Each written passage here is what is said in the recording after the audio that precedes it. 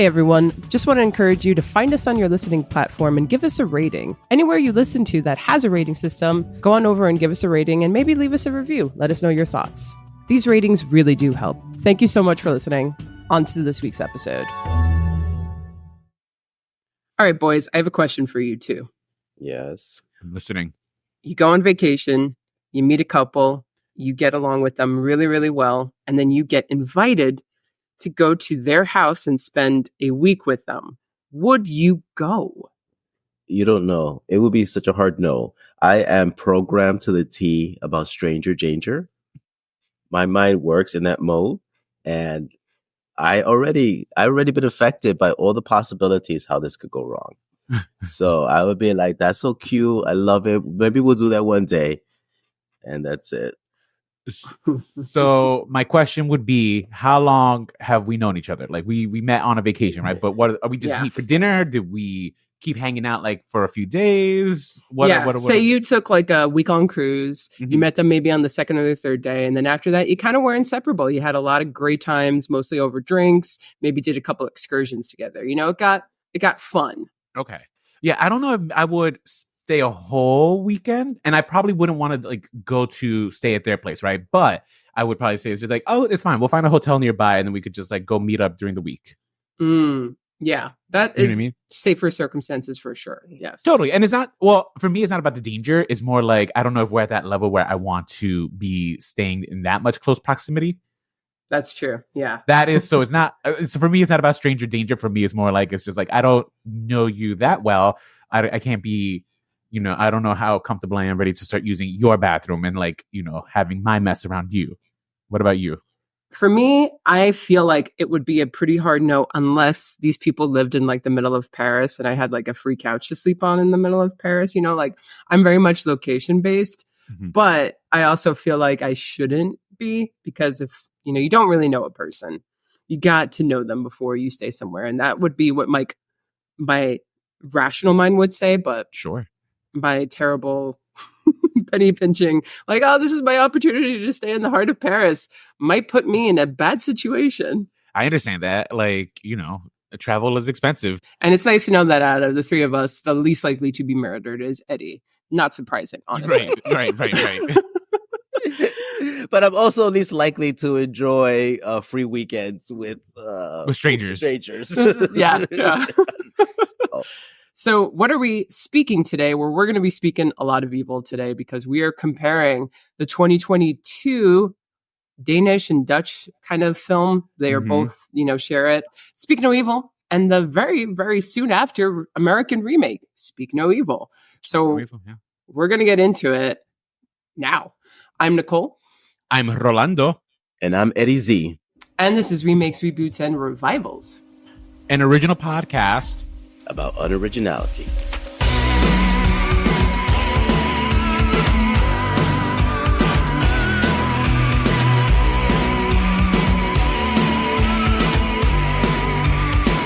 So this movie, the first Speak No Evil, came out like 2 freaking years ago, and it's getting an American remake. Is this our like closest in proximity to a remake we've ever covered? I think so, to be honest. I was actually thinking about that as I was watching the film. I was just like, I can't believe this only came out like 2 years ago. But it was, you know, it's a European film, but it is in English. But, you know, it doesn't have that American conventional style of filmmaking. It does not, yes. And I think that's, I mean, you know, from storyline wise, like, it diverts from Hollywood's standards a little bit. Yeah. And so if you're listening to this podcast, I want to say this up front right now, and you've only seen one of these versions, I actually encourage you to pause and maybe go see another one if you're interested in this conversation. Because these movies are exactly the same up until a point. Up until the third act. They both handle the third act. Yes. So if you don't want spoilers for either one of them, then I say leave and come back when you have. And so sorry about the fire fucking hydrant. It's the noisiest apartment I've ever lived in, I swear. Also fitting because there were no police to be found in any of these films. I know. How convenient to live in a remote countryside farm, or not even a farm, just a shack in the middle of nowhere. Well, one was more farmish. Yeah. So I do say that these films are exactly the same, but of course they have little differences, and you know, they almost feel different because of the fact one's American and one is Danish, Dutch, etc. So whenever we've talked about films that are almost exactly the same, we usually just discuss the plot. And we'll do that. We'll compare the differences, though, in how these movies handled it, and then obviously compare the third act, I feel like. Right. Before we get into it, though, I kind of want to ask you guys a question about horror movies, because it's October, it's horror movie month. We're going to be watching a lot more, and we're going to be talking about other ones. This is the beginning of horror movie month for us, when we've always kind of wanted to focus on horror movies during this month. Yeah. And maybe I've asked this question before, but let's talk about it now. What do you look for in a horror movie? What do you want from a horror movie, maybe, is a good also way to angle that question. I don't know. I feel like for me, a good horror movie tends to have like some good scares. They don't have to be jump scares, right? But if I'm feeling like a sense of dread throughout the entirety of a film or the movie, I tend to like that. So suspense Tends to be, yeah. But I like some scares. And then if it's like I guess the other thing I like in a horror sometimes is like if they, not necessarily meta, but if they're making a commentary on the genre in general. Right? So Scream comes to mind. Yeah. The Faculty is talking about like those like science fiction movies of like older days. Okay. Right? While also critiquing like the teen, like the John Hughes movies. Yes, exactly. Yeah. Yes, like Breakfast Club type of thing. Yeah. So absolutely. It's not critiquing it, but it's more like it's a play on those kinds of things. That's why I also me and Eddie did an episode when you weren't here, when we did about those kind of reimaginings of like common plots, but as horror. So, what's it called? Happy Death Day, for example. Like I love that kind of thing, right? Like reconceptualizing like common stories and giving them like a horror slant. So yeah. So I guess I don't know if that answers my question, but like, you know, those are the types of things I like. Okay. What about you, Eddie?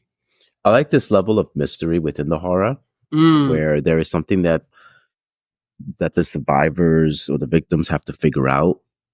They have to, discover something, and there's this sense of possibility of defeating. Like there has to be a slight I need this slight level of hope that these people, or most of them, or at least my favorites, are going to make it. Yeah. That they're going to make it through this. They're going to be survivors through this. So you need a sense of hope. I need a sense of hope. Yeah. I'm a sucker for jump scares. I know it's cheap. I know it's so cheap, but I love it.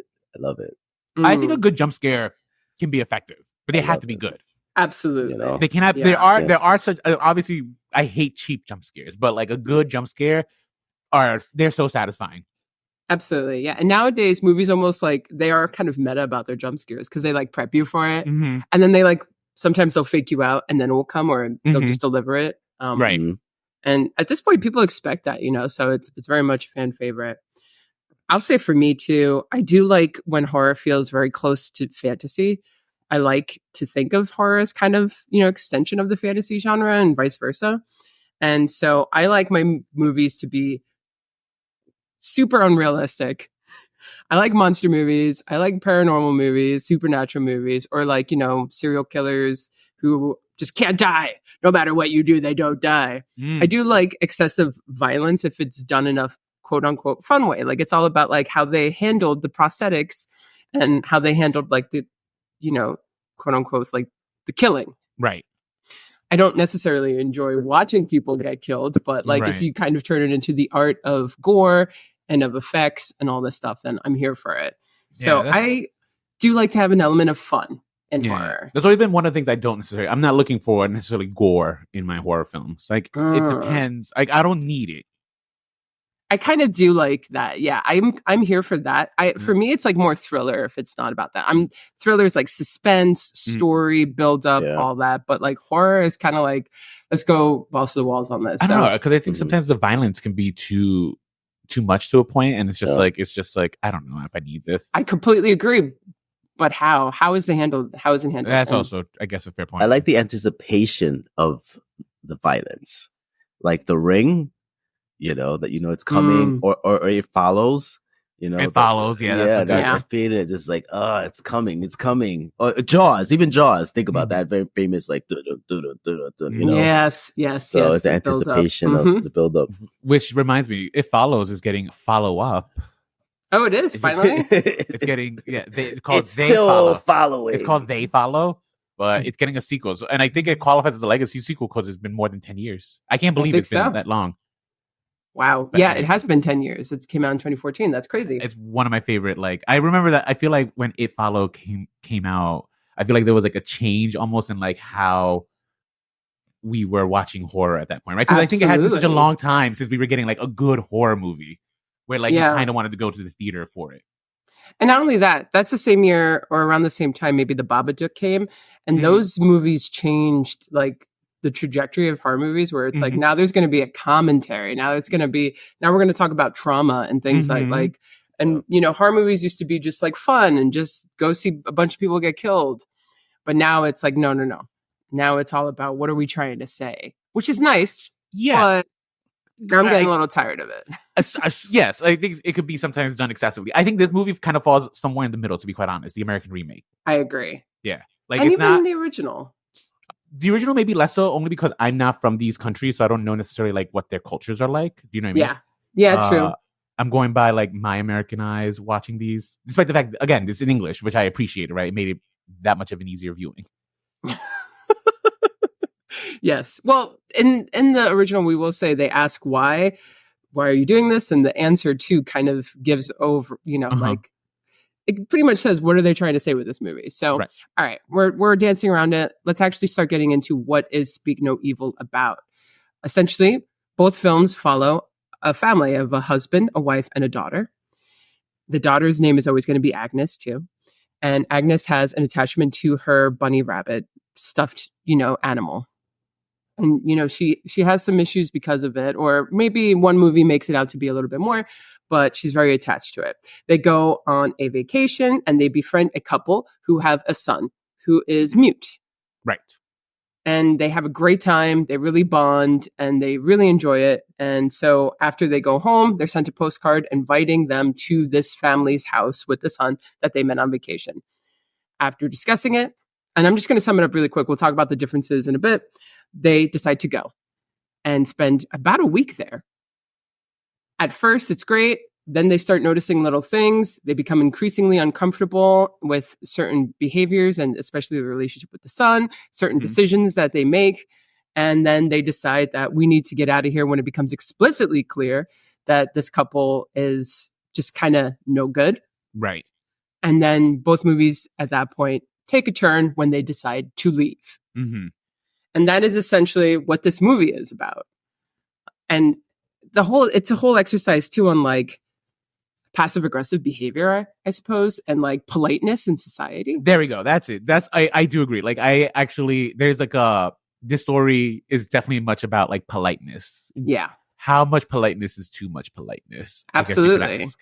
And it's so interesting because women, more than I think men, are forced like, be polite. You have to be polite. Women say sorry probably way more times than men do, or apologize. Like, oh, excuse me, I have to get through the store. A woman will apologize. You know, like it's almost like a point of comedy now, to the point where how many women are just like always apologizing for no fucking reason. But both movies actually make the woman the one who's noticing things and wanting to stand up and be like, we have to get the fuck out of here. It's actually the husband who's more of the doormat in both versions, which is I find to be very interesting because in that sense too, they're kind of critiquing masculinity, or therefore lack of being a proper quote unquote man. Interesting. I didn't take it that way. Specifically, even the American one. Again, the American one, he was a little bit emasculated, but I didn't think it was like, it wasn't to a point that it felt like it didn't feel, what's the word? It didn't feel like a caricature, right? Because he felt what that couple felt like was more waspy than anything, right? And waspy people, white, Anglo-Saxon, Protestant, which tends to be a lot more Northeastern, like New England type of thing. Like those, I feel like that culture tends to be a lot more about politeness and like how you present yourself, right? Almost like, I'm not saying they're full on Victorian era type of politeness, but there is like a polite society rules and norms that they follow. I feel like one of those things is just like, you don't make a scene in front of strangers. Don't embarrass us, the family, in their house, kind of thing, right? Like, you know, we're guests here, and we should like, you know, if this is okay for them, like we have to be okay with it. You know what I mean? Absolutely. And I felt like that was just like it. I thought it was more like not a critique, but like I thought that's what I saw in this kind of behavior. I was just like, yeah, it's very, very waspy. I could see that for sure. And maybe these two are just, they seem like really sheltered people who have probably never experienced anything unpleasant before in their life. But to differentiate the two parents, right? The two main characters in the Danish film, they're Patrick and Karen. God bless. Yeah. And in the American film, it's Ben and Louise. And, Patrick and Karen, they're great. They have a pretty good relationship. They do, yeah. They're sexually active. They, and that's and the reason I bring that up is because that is an issue in the American one, like a literal point of issue with the couple. Yeah, they're sexually active. They seem to be, they have friends. They have friends. They're raising their kid, like, fine. Like they're not, as far as we can tell in this short film, like it's an hour and a half, there is no real marital strife going on between them. Yes, whereas in the American film, there is. There is, and that's where we get the extra, I think, 40 minutes of runtime. Perhaps so. Well, we do get a couple other things too. We do, but that's what majority of the runtime added comes into kind of exploring the marital strife between the American couple. Yeah, and in this film, the American film, Louise and Ben, Louise is pretty much cheated on Ben because they are not sexually active, and there seems to be some sort of reason for that. Yeah, so it wasn't that he cheated. It was more like she texted. She was texting. Oh, yeah. We never got confirmation that they actually, it was never confirmed that she cheated per se. It was more like she was flirted. Sexting. Yes. She was sexting. So, she was interested. There was the question of, why is there a man's penis on your phone? Yeah, it felt very, how to get away with murder.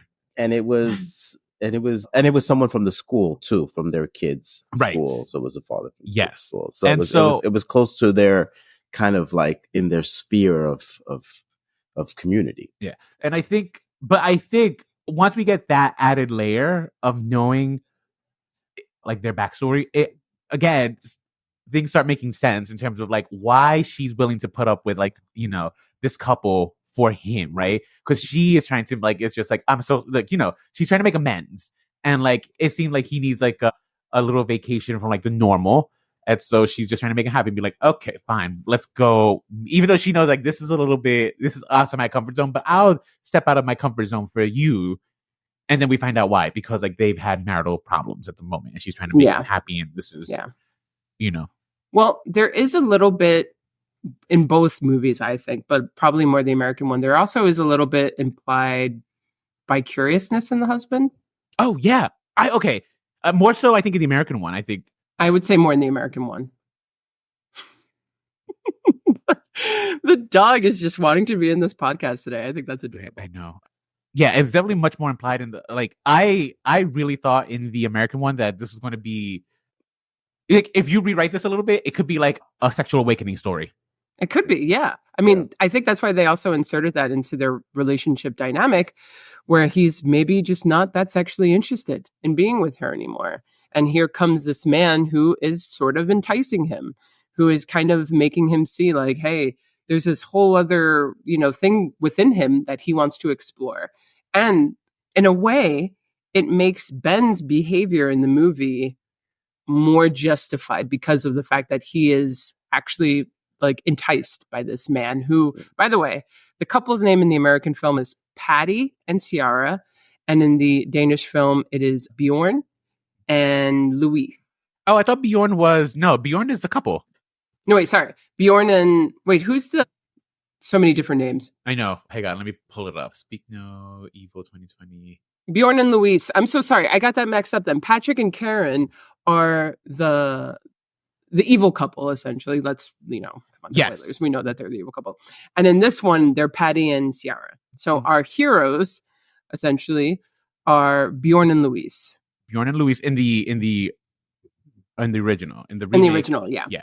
So both Bjorn and Ben seem kind of enticed by Patrick and Patty, but more so Ben in the American one, to the point where I think it does kind of justify his behavior because he is sort of looking to, explore.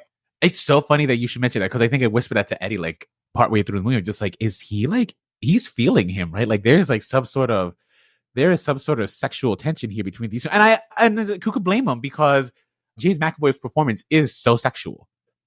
Yes, it like is. incredibly. He's just oozing it. Yeah, in this it's performance. just stripping off of him. But yeah, I also I was like noticing that, and I was like, I wish they would take it a little step further, because there's almost this alpha omega kind of relationship, like The alpha beta. yeah, like he's presenting himself like this guy, the good couple, the father from the good couple, is seeing him more and more like this alpha dominant masculinity energy that maybe that he wants, in different levels. Yeah. Oh, yeah. So it's not only that he's like maybe perhaps sexually enticed by him, but like this is the kind of man he wants to be. Yeah. So both of these men that, Bjorn/Ben want to be, who is Patrick/Patty, they're free spirited. They don't take shit from anyone, very strong willed and very, very persuasive. Mm-hmm. And charming. And charming. And charismatic. Yeah. Like they're both of them are they have like a charisma to them. Even in the original, there's like a sexiness that he carries. Despite the fact that he's not a conventionally attractive guy, but there is like kind of a sexiness that comes with like his performance.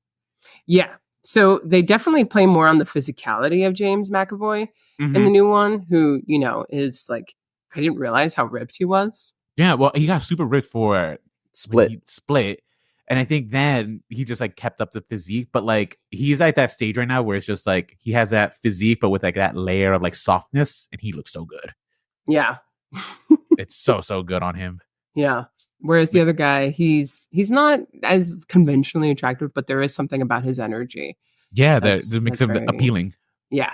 Mm-hmm. And they definitely play more into the sexuality of Patty, James McAvoy. Mm-hmm. So they have a son, and pretty instantly from the Danish film, you could see that the relationship is just not good. Mm-hmm.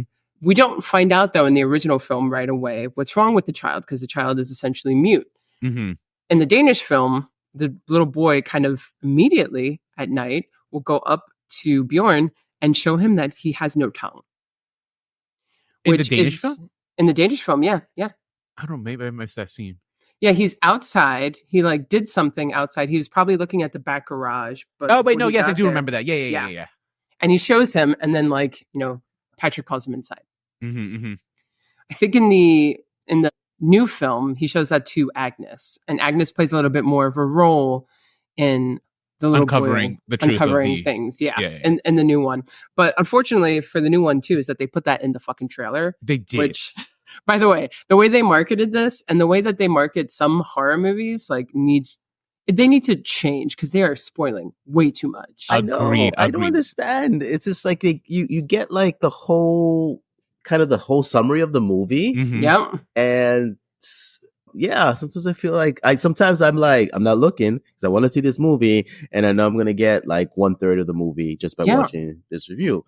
But not knowing that would have been great. Would have been so much better. Because when in the American version, it was like, oh, he was born with a small tongue. Mm-hmm. That's what, we hear that from the guy. That's why he's mute. But when he opened his mouth, I'm like, this looks a little suspicious. Mm-hmm. So, yeah. And they freaking put the whole like him opening his mouth and then putting the scissors. Yeah. Like it's just like, okay, big spoiler. Yeah, seriously. Like, it's unnecessary. Yeah, no, the plot, the marketing for this film should be absolutely punished, because I think it definitely took away some of the things that would have been fun to find out in the actual movie. Oh, it would have been so much more effective. Kind of like Abigail, a movie that came out earlier this year. If they had not put the fact that she was a vampire in the trailer, what a reveal that would have been. Yeah, for sure. So they're messing up. I know they want to get both of them are Blumhouse movies, right? I don't know if I think Annabelle might be Universal. Okay, maybe. Is it? I think it's Abigail. But Blumhouse, I think, to an extent, is Universe. Abigail, the vampire movie. Yeah. I think it was Blumhouse. It might be. But yeah, you're right. Maybe Blumhouse might be an offshoot of Universal, like one under their umbrella. That would actually might. Yeah, so they might be one and the same. But so anyway, so pretty instantly from the Danish film, we just see that they don't even care to like be presented as good parents in a way. Like when they take him to the lighthouse, one of the first excursions that they do, not the lighthouse, the windmill, and they're on the slide, and the little boy's sitting at the end of the slide, and Agnes wants to go down it. Like the way that Patrick goes over and like pretty much forces him off and forces him to apologize is very abrasive, and one of the first of many red flags. I think that Patty, and maybe it wasn't the absolute first of red flags, but it was certainly a big one. I think Patty tries to come off as a good father at first, and then it's slowly uncovered that he's not. He does. I think throughout the entirety of the film, he's like very, a little aggressive, but like nothing that would seem so. I'm not calling child services on that, right? Like people parent in different ways. I was parented in a very specific, similar way, almost, right? Like it's just like you get like grabbed hard if you're not paying attention, right? I'm sorry, I was raised by a family that sometimes they would hit you if like you misbehave, not like physically abuse you. There's a difference. It was like a disciplinary kind of hit, and that's more or less how James McAvoy's character was coming across. Not necessarily abusive, just like, you know, like it's just like you're not listening, so it's like grab you hard by the shoulder and move them physically. Yeah, absolutely. Which I see parents do. You know, sometimes kids need to be like kind of. I think a lot of society's problems would be fixed if we had better parenting, to be quite honest, because like, my God. This is absolutely true. And also, go for it, Eddie. So even in a situation when it's just them two, you know, when he goes to put back the keys, when he goes to in his father's bedroom, or his father's bedroom, quotations, that he asked for a hug. Patty asked for a hug, and then it's like that. So it's like this kind of weird, like he doesn't have to do a show for this. He was really asking for a hug. Yeah. That's true. He's really asking for some kind of affection from him. It was definitely, there was like this weird, not weird. It wasn't like in the American one, there was, and same thing for the original. There wasn't anything sexual in like the parents and the child, right? It wasn't like a sexual type of thing, right? Which is something that I think a lot of minds to go, like, it's just like we kidnap a child, it's probably for sexual abuse, right? This one was more like, they're pretending that this kid is their own biological offspring, and it's in some sort of weird dimension, like a pet almost. Yeah. And in the American one, we see it more because there is kind of like this hole that, like, I think these kids are supposed to try to fill. Absolutely. In their lives, in this relationship, right? So, yeah. Because they're also more sexual in the American. I know that we like see them having sex in the original, and there's like that whole dance scene at the bar that entices Bjorn and Louise to also dance and stuff, which is handled a little differently in the American one. But also more sexual in the American one. Well, I think in the American one, like the chemistry between the two crazies is just spectacular. I think they have amazing chemistry. They are electric when they were on camera, and you could tell like they seemed like they were just like again. The trailer, we knew that they were going to be bad guys and they were like completely unhinged. But if I'm watching this movie and I didn't know the trailer, I wouldn't necessarily think there's anything weird about them. It's just like, this is just a couple that's very, very much into them. And that's a beautiful thing, I guess, right? Because I feel like even like in the dinner scene when like she's pretending to give a blowjob as like a joke, I too probably would have behaved like the American couple here. It'd just be like, oh, this is, I don't know what an awkward situation to be in. But we can't walk out. We can't say anything. This is, but like, but at the same time, like if they were being funny, right? And it was just a joke that went too far, but not something we would call a red flag. It would be something more like being like, okay, that's weird, but like they're really into each other. Do you know what I mean? Like, I don't know. That wouldn't have necessarily, the red flags, for me, the real red flag comes like when the daughter ends up sleeping in the same bed as the other couple, right? That's the major red flag where we're just like, okay, fine, finally, everyone's acting in a normal way, which is just like, get the fuck out of town. Well, is that a red flag, or is that like a clear sign that like this is wrong? Like, because usually red flags are more like, it's a sign, but I don't know if I should be like looking at this or not. The reason I say it's more of a red flag is I think it might have been, it's wrong in the original because they were naked. Yeah. It's a red flag in the other one because at least they have pajamas. Okay. Yeah. You know what I mean? Yeah, but you're still in the bed with my child. Yeah. He was in his underwear. The skimpy little bikini briefs. Yeah. No, maybe you're right. Maybe not. This is just like, nope, get out. I'm trying to think of what the red flags would have been Because I mean, again, I don't think the blowjob, like the fake blowjob at the dinner table, was a red flag. Neither do I think it was the red flag. For me, the red flag would be those dirty sheets, those dirty bed sheets. Okay, that's a good example of a good red flag. Yeah, that's true. It's like we're staying one night because we can't leave. In the American one, tomorrow morning you can make an excuse to go out of here because I'm not sleeping in those dirty sheets. The wife was correct in her reaction and stuff. Than him being polite, being like, "Oh, it's fine. It's probably washes up," which is how I probably would have behaved, right? Being like, we'll just take these sheets off and then sleep on something else.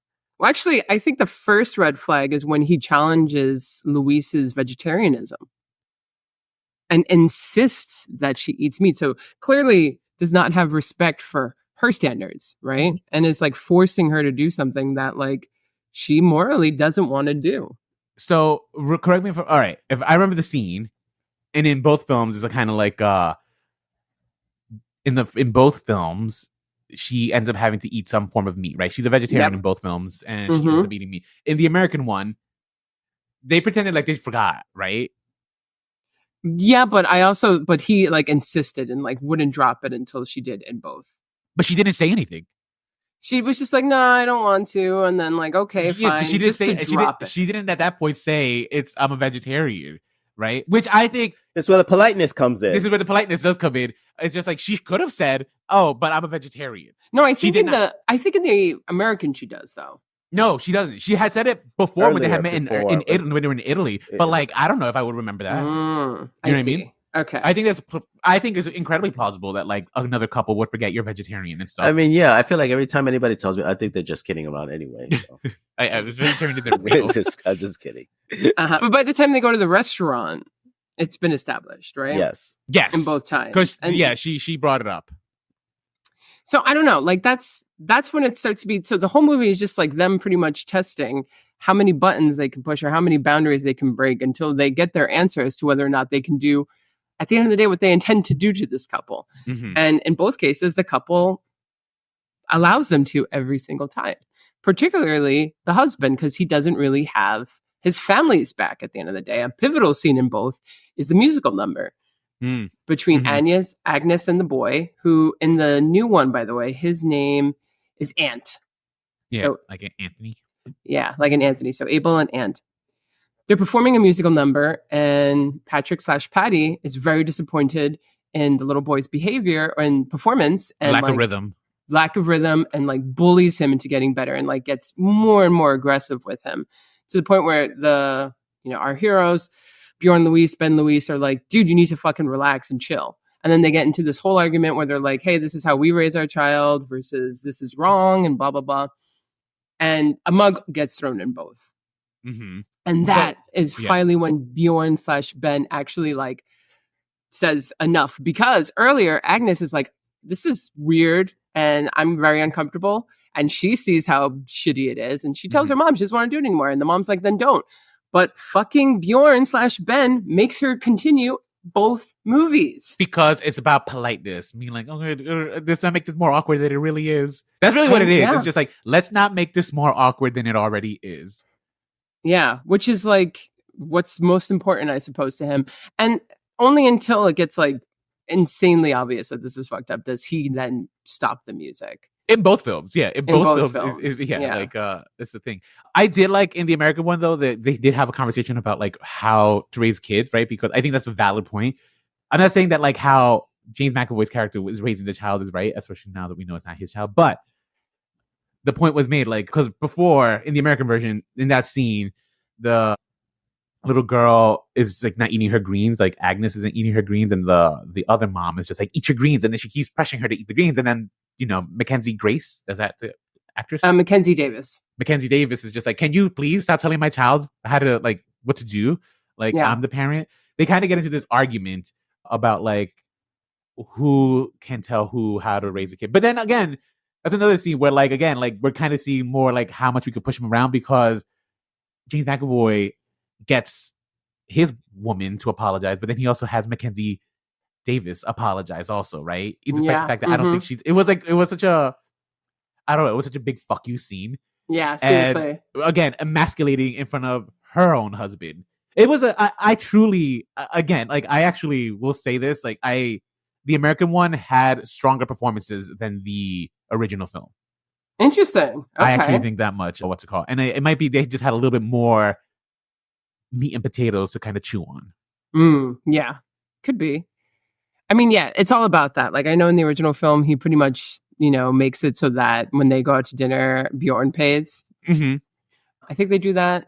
And they did it in the American. Like, they did it in the American? Okay. I saw the American like 2 weeks ago. But I also do think, at the same time, kind of wrong on the Americans, on both the visiting couple not to offer to pay. They gave you a place to stay. So, yeah, this should be on you. Good point. Fair you know point. What I mean? And maybe so, that's not a red flag. Yeah, but I would be more mad at just like, of course, yeah, thank you. I'm glad that it's on you because, like, we gave you a place to stay for the week.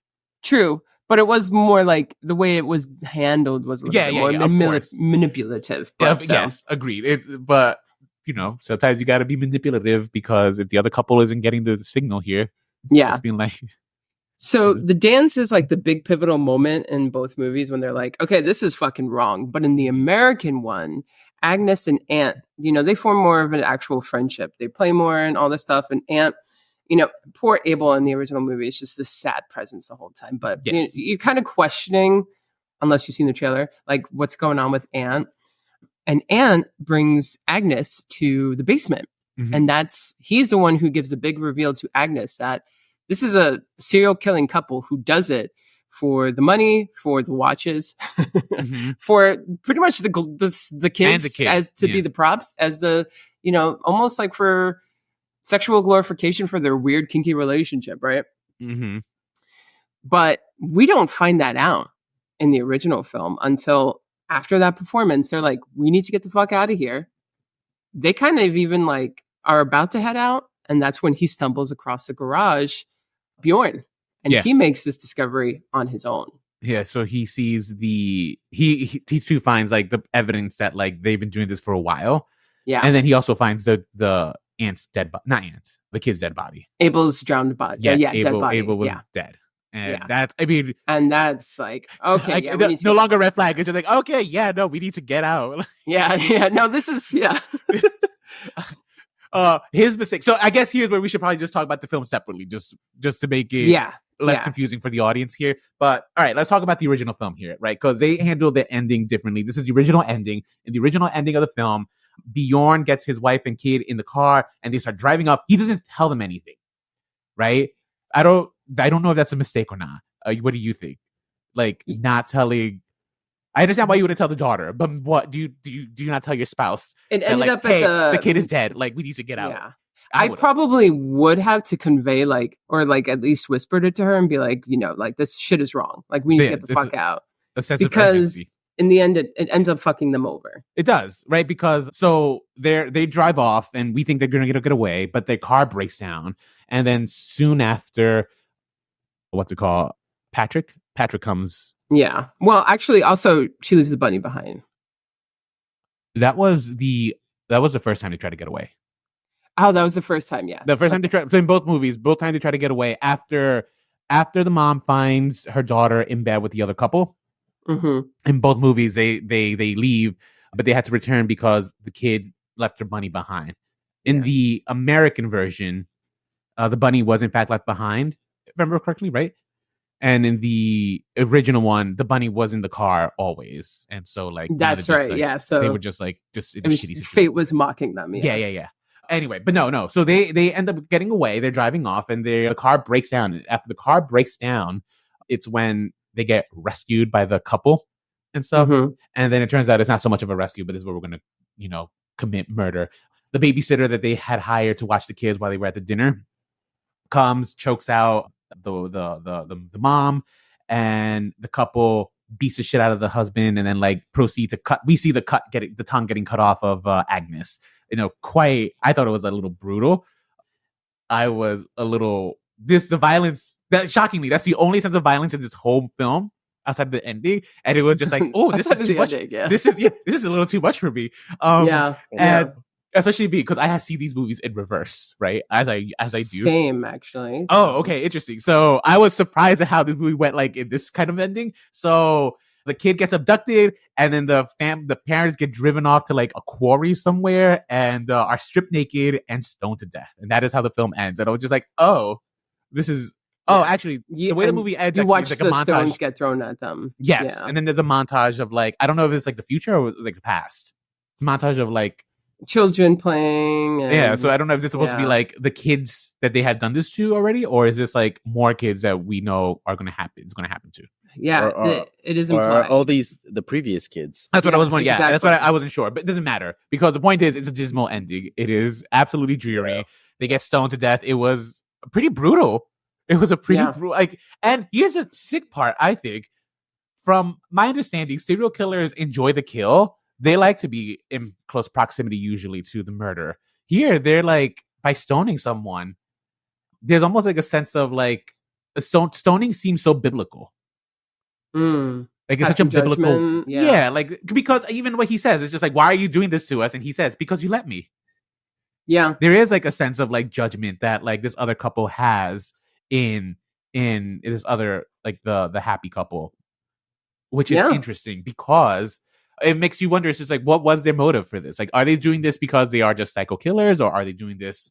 It's not for greed, right? That's the American version. The American version turns out to be it's a story just about plain old greed, which I kind of think diminishes it just a little. But in this one, their motives are like a little bit more nefarious. I feel like this seems more like they're just targeting people who seem happy, stealing children, and then like kind of just fucking ruining their perfect little lives, kind of a thing. Yeah, maybe it's more class motivated as well. I mean, Patrick doesn't have a job. He pretends to be a doctor. I'm sure his wife doesn't either. So they just want to be able to like live their life and take people who are weak, who are doormats, are passive people that they can take advantage of and dominate. Yeah, maybe there's like they a sense of domination. They get like a weird satisfaction. I'm more curious about like stoning is such an interesting way to end your film. Because again, I think stoning has such a biblical connotation to it. No, absolutely. Which I mean, also... It would be more like this is more... punishment? A judgment. Yeah. Like a punishment for your sins. You know? But what were their sins? That they were... That's the they're thing. too polite? Not that yeah. You know? Well, I was a little outraged in the movie when they took the daughter and the wife is in the back seat with Karen and she didn't beat the shit out of her. She was getting choked out.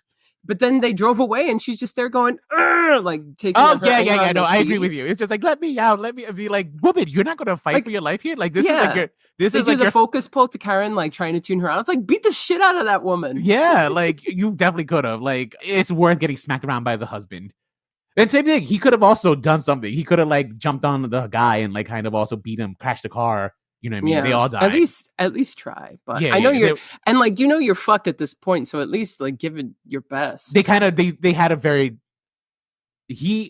Bjorn definitely had much more of a defeatist attitude in the film than he was like ready. Yeah, he was ready to give up. Yeah. But I think that's and Bjorn is much more of in the original one, Bjorn, the father, is way more of a weaker man than the American version. Yeah, I suppose he is. By the end of the film, he's a much weaker man because in the end of the American one, now we could talk about the American one, right? Let's switch it up. So in the American one, it's Agnes who finds out that that this is like a serial killing family and like things are not what they seem. She smartly tries to like hide how to tell her mom, and her mom believes her immediately, right? And I think it's a mom who ends up trying to tell the husband, and so they all try to get away. The way they try to get away is just like, again, through politeness. Don't raise any eyebrows. Politely, we're going to just politely leave. It's like, okay, we got to go. Bye. She just had her period. I'm sorry. We should really go. She's just like in shock of her period. And as they're heading out, they get to the car. The car has a flat tire. There's a lot of tension actually being built up, right? Because like, shit's about to go down and they're really holding this like just scene like of just like, okay, now he's got to fix he's got to fix the tire. And James McAvoy takes him to the room of all the tools. And it's just like, there's so much dread in this 10-minute long scene of fixing the tire. And then as like they're getting ready to go, of course, the fucking rabbit is missing yet again. And it turns out to be Ant is missing. Ant is with the family, and like the mom promises Agnes, it's just like we'll come back for Ant. We will come back for Ant. as they're about to drive off. But before they drive off, though, like the father has to get the fucking rabbit from the roof. You remember this? Which is another scene of just complete dread because I'm just like, oh my god, he's gonna die. He's gonna like get the ladder's gonna get shoved off. He's gonna fall to his death. I think something gruesome to happen, but no, the fake out. He gets the rabbit. The rabbit's all ripped up to shreds, but whatever. And now they get to like drive off. As they're driving off is when now James McAvoy throws his kid into like the pool, and we know not pool. It's like a pond. A pond, yeah. And we know the kid can't swim. We knew this from earlier when they jumped into the lake and stuff that like Ant can't swim. So what does the father do? Father gets out of the car to try to save the kid, and that was mistake number I think 1 here. It's just like you should have kept driving. Like sorry for this kid, but like get my family's safety first, and then I can try to rescue the kid. Yeah, you know, purchase some guns and come back. Right, because then they come straight out with guns. Right. Yeah, they come with guns. They are now they're hostages, and I think also the guy who cooked them dinner now shows up, right? And it turns now that the rest of the movie, Act 3 for the rest of the film now becomes like a cat and mouse game of how do we kill, like, are we going to die? And it turns out they give their motives, right? And the motives are, we're doing this for money, right? You transfer $200,000 euros to our bank account.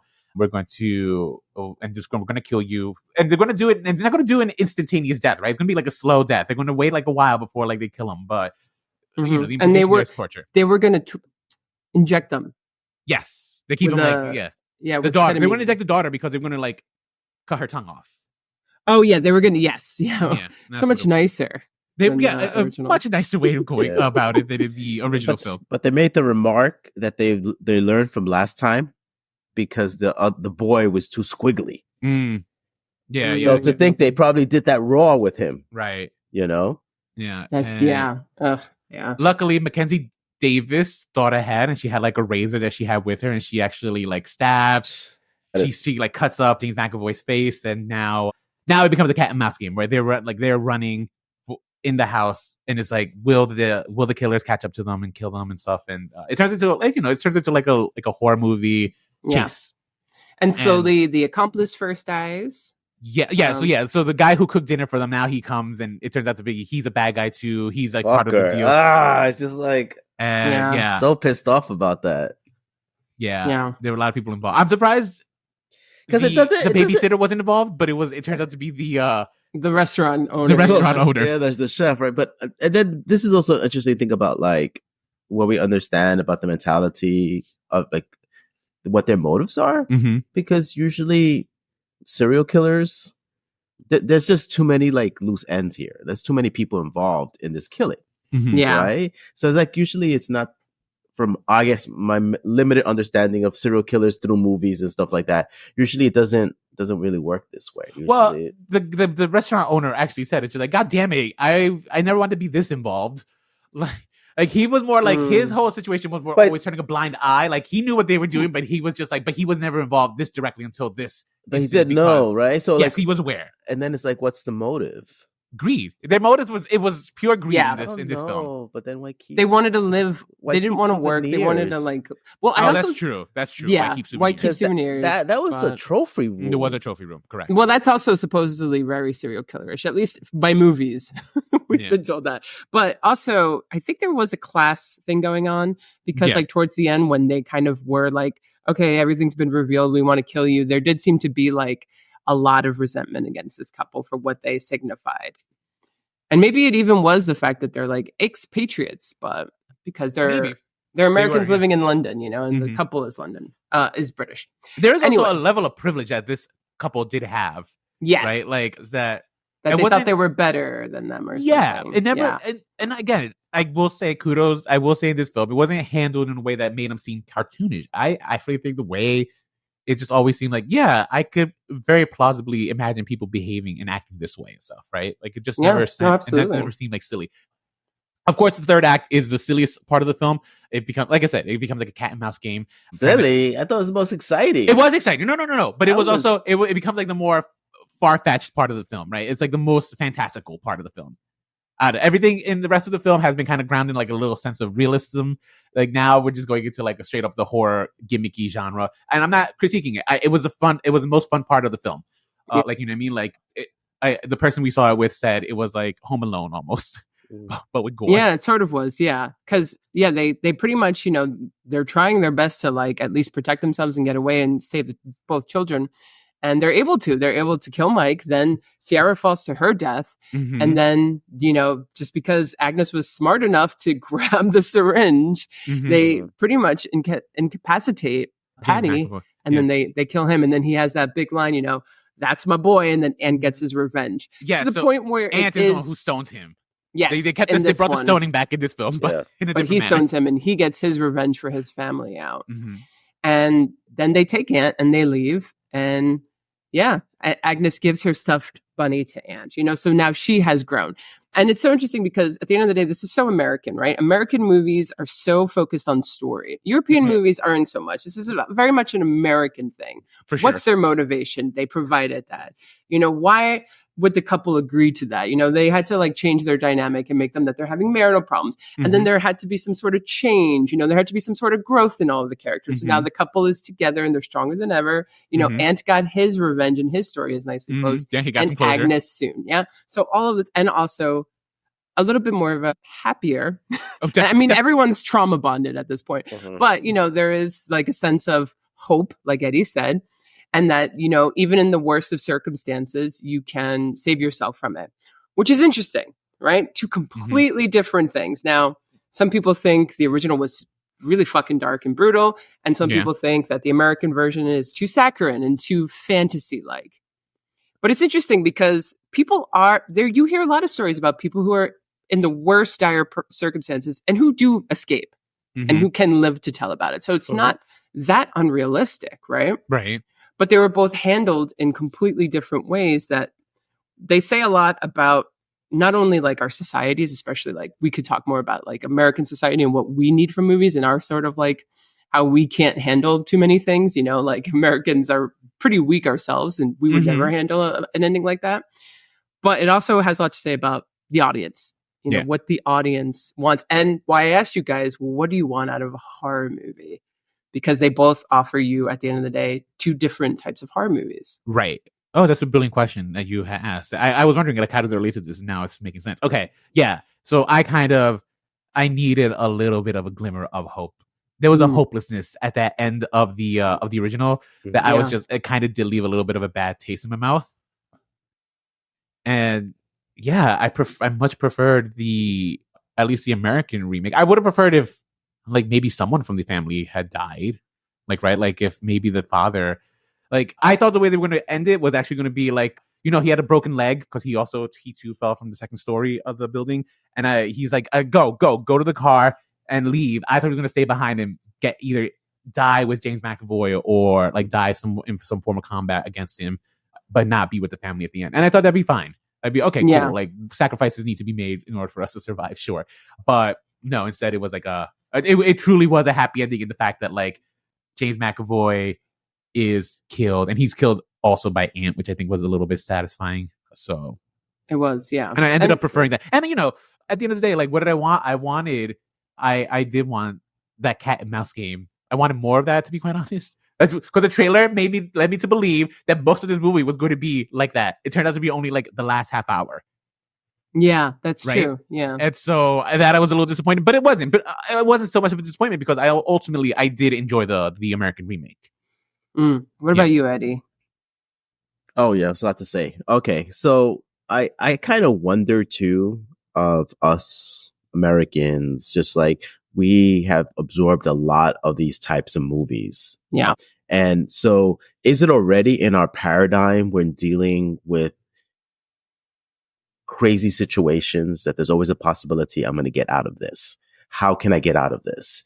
And you run all these different scenarios in the head. We have in our heads, all these possibilities, all these different scenarios that we've seen in very fanciful ways too. But what I do have to say though, that it was the mom in the American version that stepped up. You know, when the father, he had his hopeless moment. That's right. Yeah, I remember that scene. And she stepped up, She was the one that killed and inflicted pain on these enemies. When she took the back of that hammer and just plunged it in that guy's head, to save her husband, she pushed that chica out of that window. Mm-hmm. She was the one that really kind of stepped up and put up like what we kind of identified just like mother bear mode. Mm-hmm. When a mom just rages in a way to protect her family. Yeah. Maybe we could say that, or just recognizing like her strength in this and like letting like, I'm not gonna let this. I'm gonna stop being polite and civil here because you pushed me to that point. What does they say in the real world? It's just like when we could stop being polite and start being real world. Yeah. Oh, the MTV show. That's the MTV show. But no, I did very much enjoy how that kind of unfolded. And it was interesting to see like the dad did not step up really. I mean, he did decide to throw himself at the end, like to make that sacrifice to jump off the building. I assumed he was trying to jump onto her body, right? Like he missed it. He just missed. Missed it. Truly, like again, I actually do prefer the writing of the American one because like any chance they had in the story to like kind of humiliate this man, they did. They took it. It was funny. It was like he's such an un-American American. Like he's such an un-American in the sense of like how we tend to portray American men in media. And I'm okay with that, to be quite honest. Because Eddie's right. Like, it was Mackenzie Davis's character who, throughout the entirety of the film, is the one stepping up. She is very maternal and her instincts kick in and they were tended to be right. And I ended up, James McAvoy for sure is a star of this film, but I think Mackenzie Davis, she carried a lot of weight in this film too, because her character is kind of insufferable at times. And yeah, she played it with such a way that kind of no. She's supposed to be. She's supposed to be a little bit like kind of almost. I don't like understand a nag, when you say because she's supposed to be a little bit of a nag, right? Because I think we really we generalize people and say, oh, you're being a nag. But then there's a history of like, I have a reason why I'm like this because of the situations that you put me through. I'm aware. Right? I'm aware. Yeah. Like, we had this conversation before with our own personal lives too. Don't make me have to tell you to pick up your socks. Oh, right? Sure. Like, right? Because having your dirty socks on the floor, right? That's not cool. Mm-hmm. But you put me in a situation, you put me making me the nag, but I don't want socks on the floor. No, yeah. Right? But, so she was playing a naggy. She was initially portrayed as to be like a nag for the sake of being a nag, but as the story progresses, you start realizing you're like, she's kind of right though. She's like, I end up like not only agreeing with her, but you also start seeing her motive as to like why is she behaving the certain ways that she does, right? But that's the thing. Is that what we're talking about? Like when we talk about American versions, is finding the motivations of people's actions. Yes, like Nicole's like saying, it's just like that's why we have an extra 40 minutes in this film, right? Because we're building these characters are more built out than they were in the original. Like the way he responds to things is because of a sense of being demasculated. Mm-hmm. Having her do what he did, it's sense that there's a sense of demasculization in his own process, like feeling betrayed by her, and then meeting this man who portrays very hypersexual masculine energy and very rawness, screaming, that primal scream that they do, that's like, it's like one of those like levels of like, I no longer feel like I, meet the standards of what a man is. Mm-hmm.